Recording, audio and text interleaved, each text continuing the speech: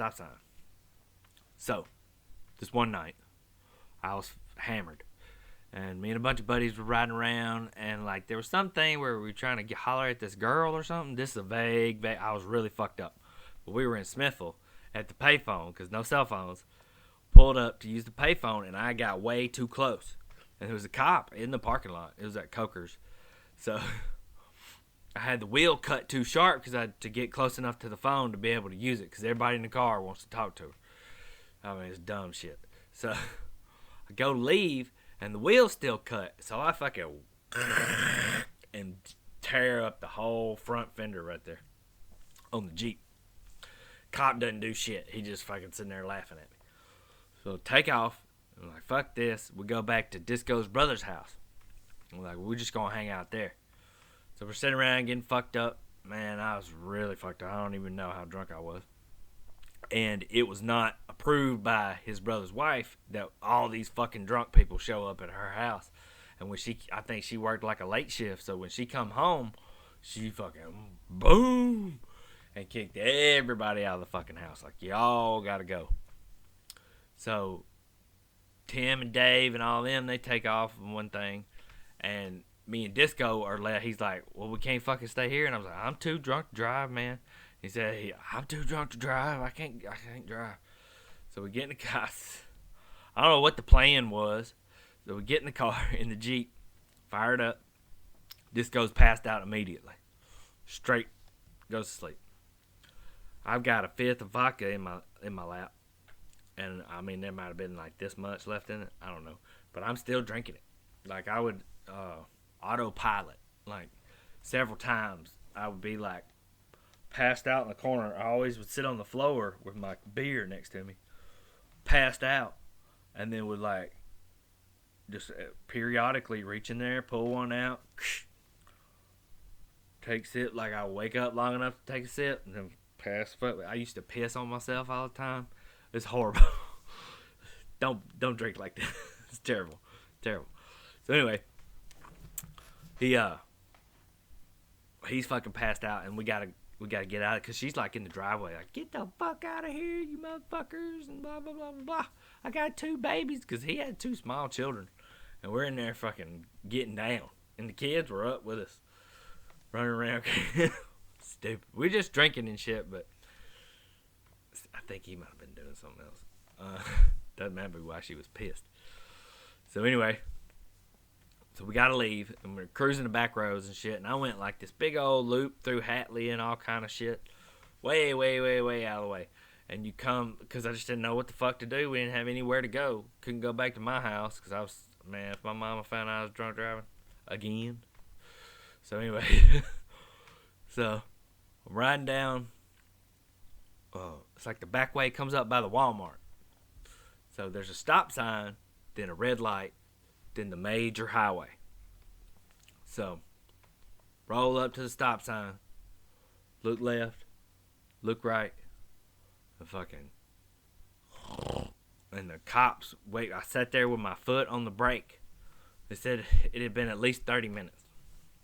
But, like, since they got the call that I was asleep behind the wheel at a stop sign, who knows how long I had been sitting there before somebody rolled up, because it was late at night, man. Like 2 in the morning or some shit. So there's nobody around, luckily. And if my foot would have slipped off the gas, off the brake, I would have went straight over into the main highway. Somebody could have fucking boom. So what wakes me up is the cops putting the thing in park, because it sticks. You have to put it and then. So like they thought they had it in park, and it started trying to roll backwards. And then there's like he was stomping on my foot to hit the brake, because I had my foot on the brake still. And he stomps on my foot to stop the brake, and that kind of woke me up. And I was like, what the fuck? And they're like, son, have you been drinking tonight? And of course, I got the bottle in between me. And poor Disco, man, he went to jail too. Took him to jail just for being, I think they got him for public drunk or some stupid shit like that, just because he was with me. But anyway, they take me to the Amory jail, and the Amory jail is a trip, man. It's like, the old one is not like that anymore. But it's in the city hall, but down in the basement. It's like a legit dungeon. And you go down in there, and they've got these glass cases full of like all the evil shit they've confiscated over the years, and it'd be like a quarter sack of weed, and like somebody had a flask, and somebody had a this, maybe a couple of guns and stuff like nothing crazy. SKS maybe was like the worst gun I ever saw in there. Just stupid. But they were like, that was the ooh, look at all this shit we did. So you go in there, and it's kind of like what you see on TV, like Brooklyn Nine-Nine or something, like a bullpen kind of thing like that.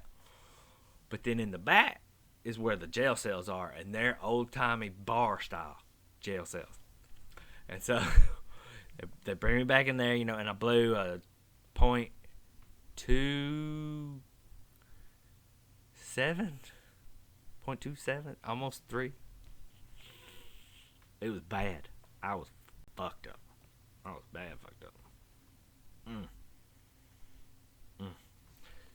So anyway, the bars and shit bring you in there, and this is like,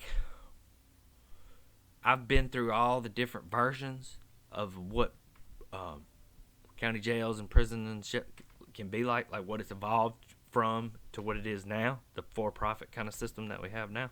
But it used to be like, they were cool. They would order like lunch and breakfast and everything was cooked at a restaurant. They made plates for everybody who was locked up.